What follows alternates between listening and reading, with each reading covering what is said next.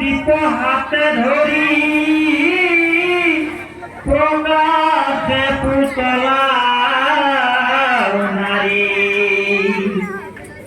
থানে থানে গৃহৰা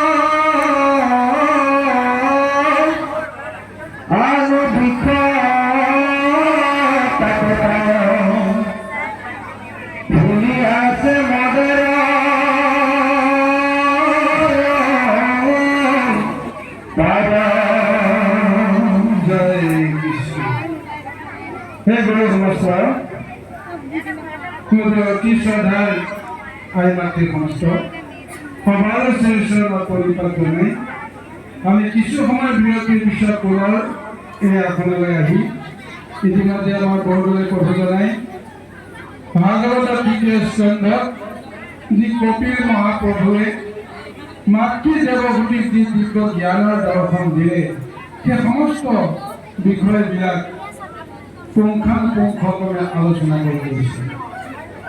এতিয়া আমি তেখেতে এৰি থৈ যোৱা অংশৰ পৰা বিষয়খিনি আমি আলোচনা কৰিবলৈ যাওঁতে অদানিত হয়তো অনেক দুঃখী হ'ব, সমস্তবিলাক আপোনালোকে মাৰ্জনা কৰে। তাকে আমি পুনৰবাৰ আপোনালোকৰ শ্ৰীচৰণত কৰি এই গুৰু সমস্ত ইতিমধ্যে কপিল মহাপ্ৰভুৱে যি দিব্য জ্ঞান মাতৃ দেৱভূতিক দিলে, তাৰপিছত তেওঁ নিজেও মাতৃৰ ওচৰৰ পৰা বিদায় লৈ এনে গুচি যোৱাৰ পিছত থাকিল কোন? যি দিব্য আশ্ৰমত কৰ্দমৃষিয়ে দেৱভূতিৰ মনৰ শান্তিৰ কাৰণে এগৰাকী নাৰীয়ে বিচাৰিব লগা সমস্ত সুখ ভোগ সেই আশ্ৰমতে তেওঁ তপোবলেৰে নিৰ্মাণ কৰি দিলে।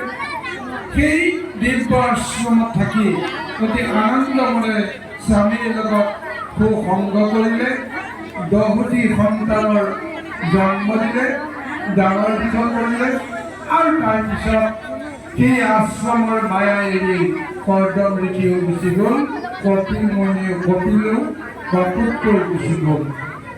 থাকিল কোনে? একমাত্ৰ নাৰীগৰাকী, যাৰ নাম দেৱভূতি।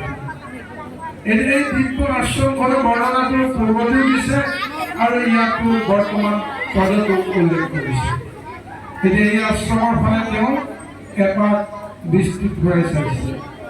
কিন্তু ইয়াৰ আগতে কপিলে যেতিয়া প্ৰথমতে গৃহ এৰি থৈ যোৱাৰ কথাটো ব্যক্ত কৰিছিল, মাকৰ পৰা অনুমতি লৈছিল, সেইখিনি সময়ত যিমান বিষাদৰভাৱে সংসাৰৰ তাপে আকুলিত কৰিছিল দেৱভূতি, সেই সমস্ত তাক মহাজ্ঞান আৰু ভক্তি তত্ত্বৰ জৰিয়তে কপিল মহাপ্ৰভু অৰ্থাৎ পুত্ৰই সেই সমস্ত বিষয়ে তাকখিনি হৰণ কৰি দিছে।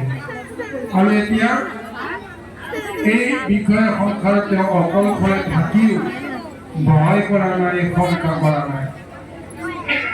তথাপিও এই সংসাৰৰ মায়ে যেন আমুৱাইছে, এনেকুৱা এটা ধাৰণা এটা দেৱভূতিৰ মনলৈ আহিছে। এতিয়া বাৰে বাৰে চাইছে এই আশ্ৰমত কি নাই, যি দিব্য বিমান কৰ্তব্যমুখীয়ে তেওঁৰ মনৰ সন্তুষ্টিৰ কাৰণে তৈয়াৰ কৰি দিছিল। এগৰাকী নাৰীয়ে পাব পৰা, বিচাৰিব পৰা সমস্ত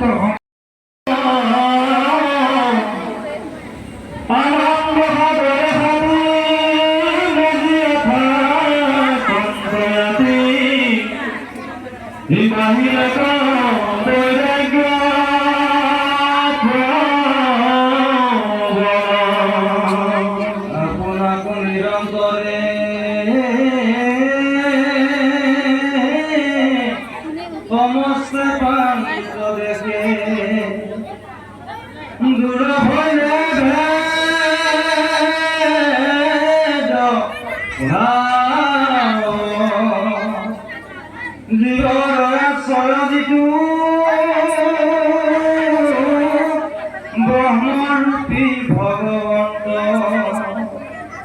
তাঙ্গমতি নিমজি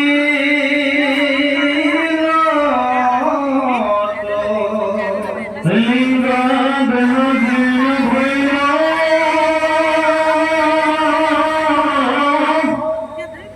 দুঃখ